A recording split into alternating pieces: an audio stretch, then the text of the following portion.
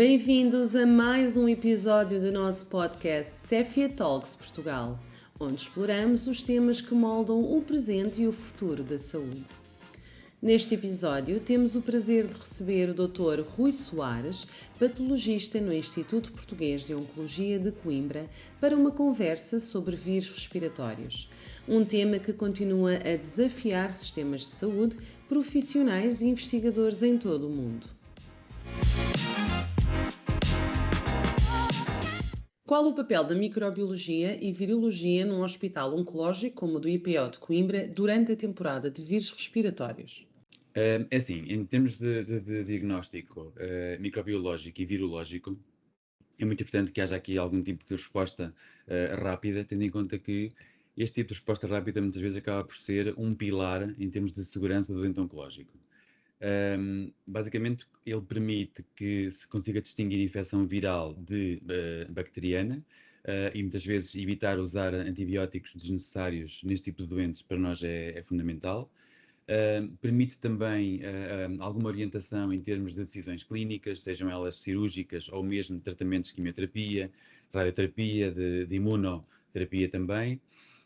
Orienta decisões de isolamento, de terapêutica, de gestão de camas, que num hospital da nossa dimensão é fundamental. Nós até temos em obras neste momento, mas mesmo fora das obras, o número de camas por vezes não é suficiente. Portanto, é muito importante que haja um método de rapidamente conseguir triar de forma a gerir o número de camas que temos, o isolamento se for necessário e até medidas terapêuticas também muitas vezes. Depois também contribui para a vigilância epidemiológica interna. O controle de surtos para nós é fundamental.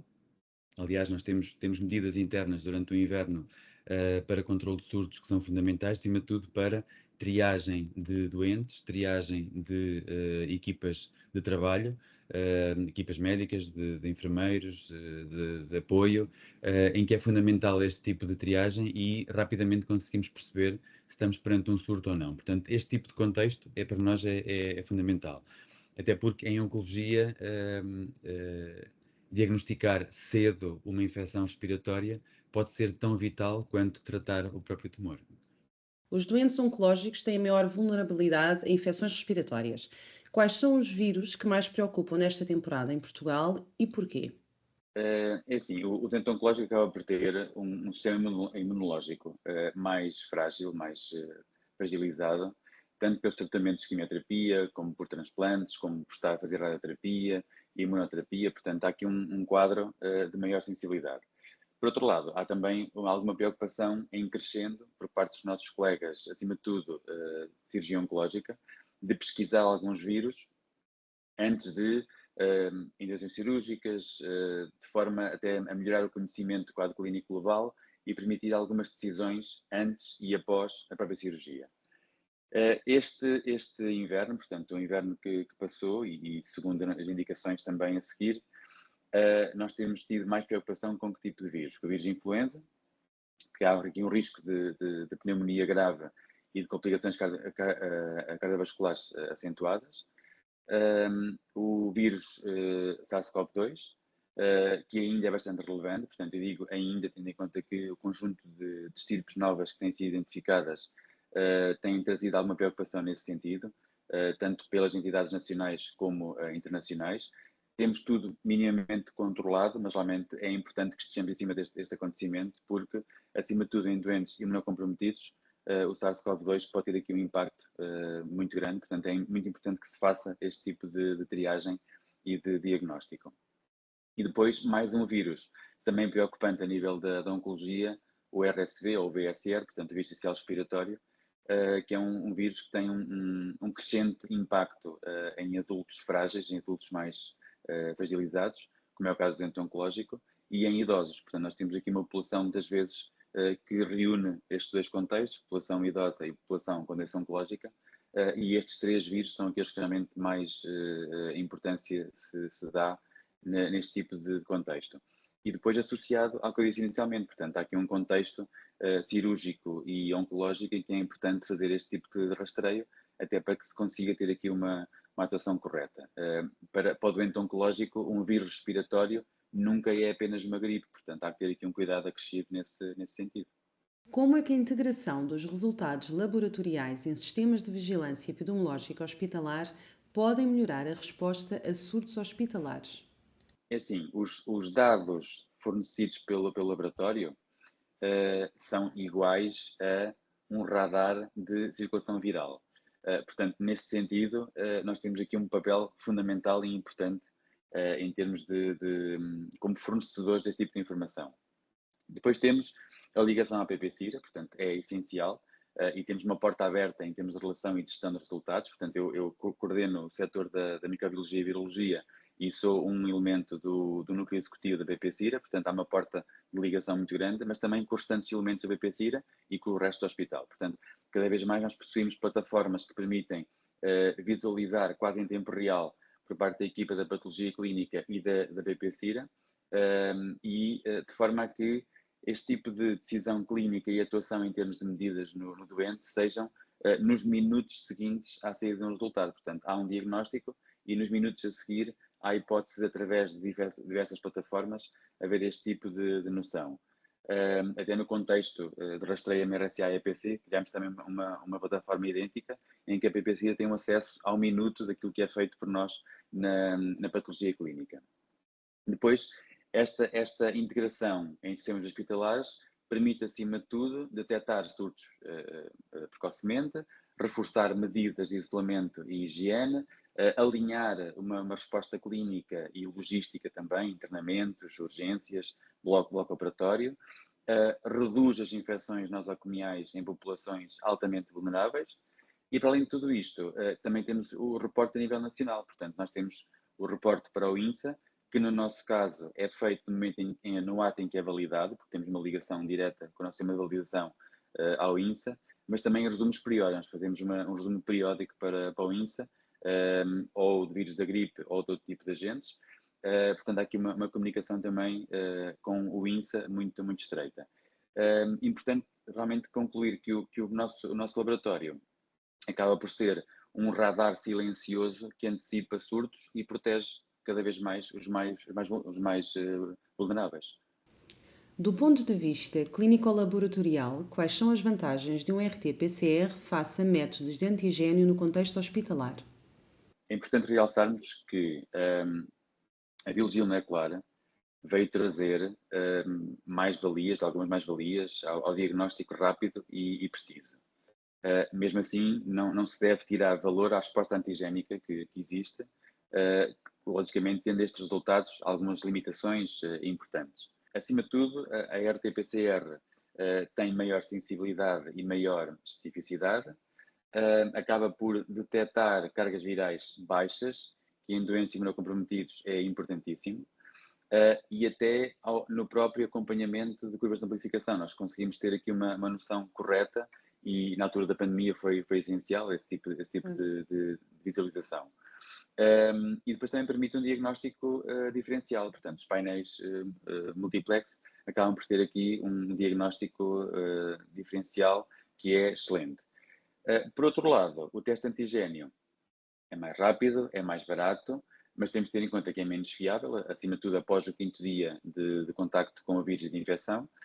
O antigênio pode não estar a ser expresso, pode não se manifestar e pode ser realmente importante pesquisar a presença do vírus a nível sistémico. E é nesse patamar que a RT-PCR acaba por ter mais vantagens também.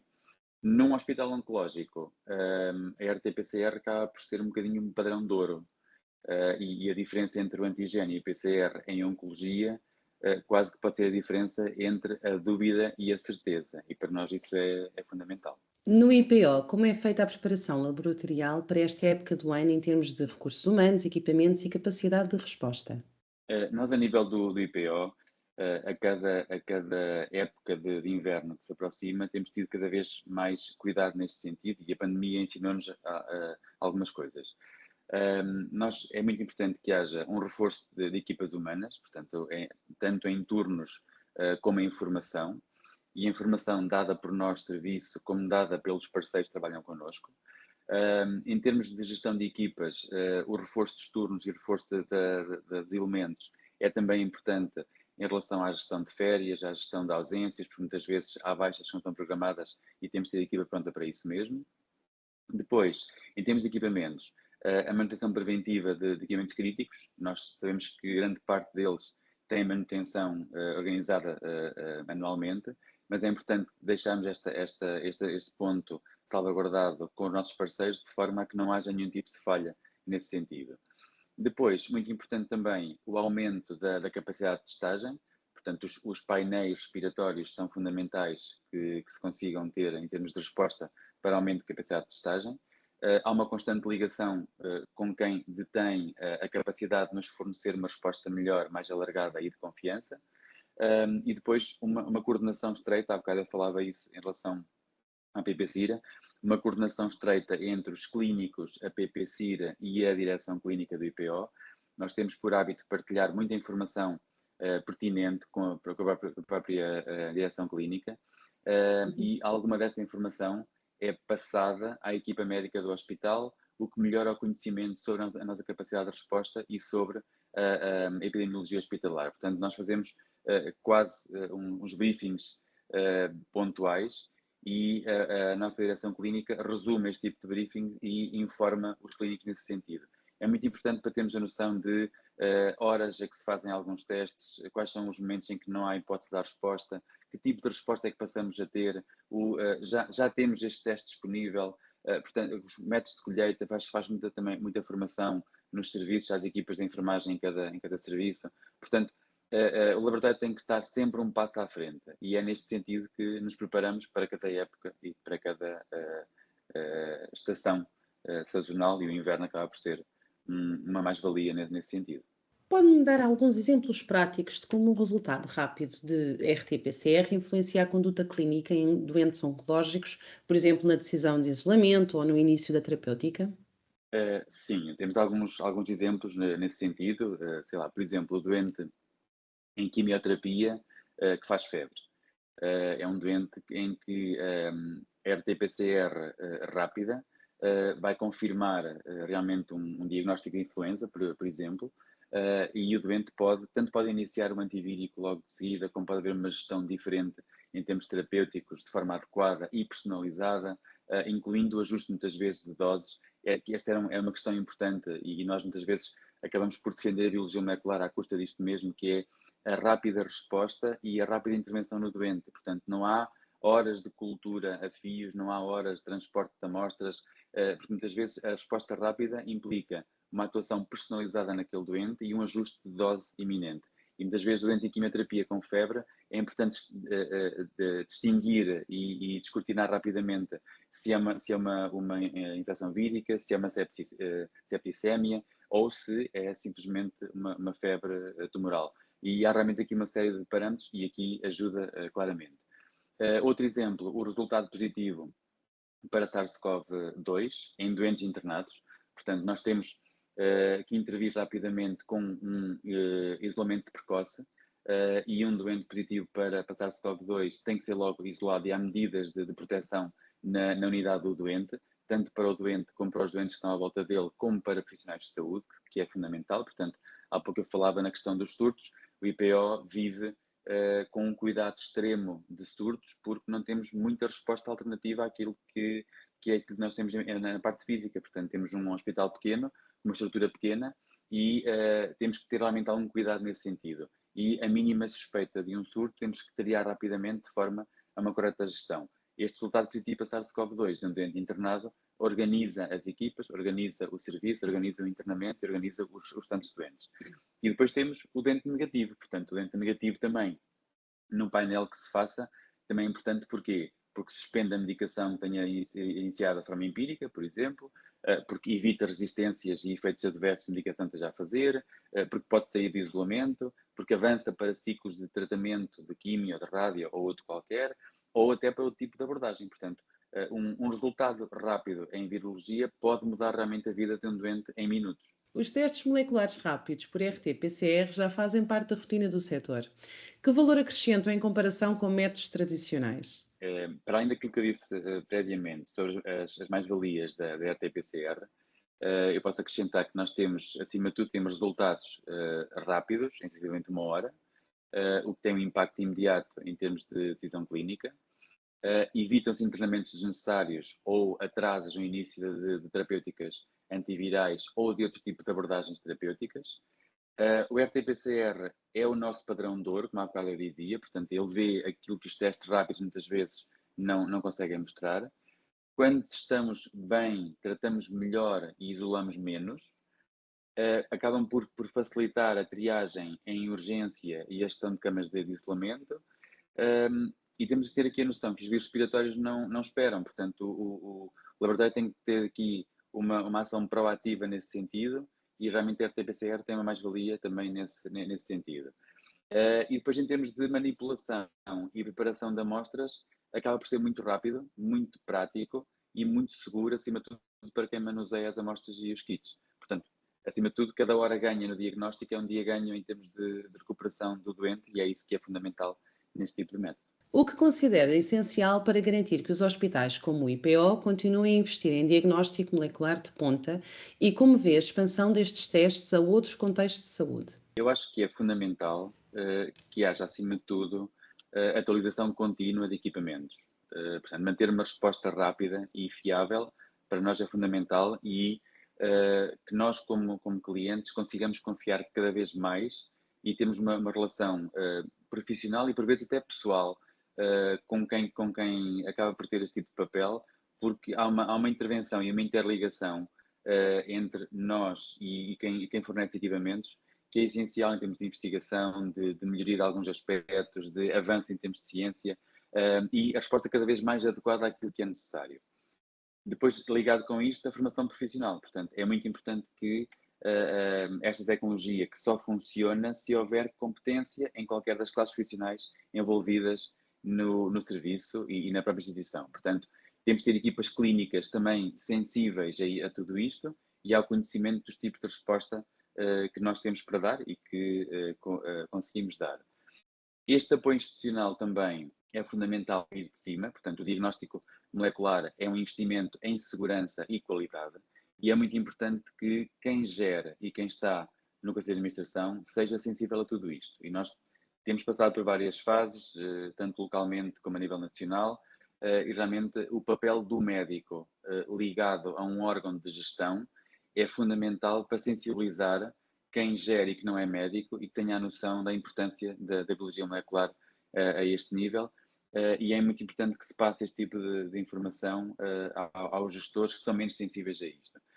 E cada vez mais temos conseguido isto, e é fundamental este tipo de papel e esta ponte criada entre ambas as partes, entre quem está no terreno e quem gera.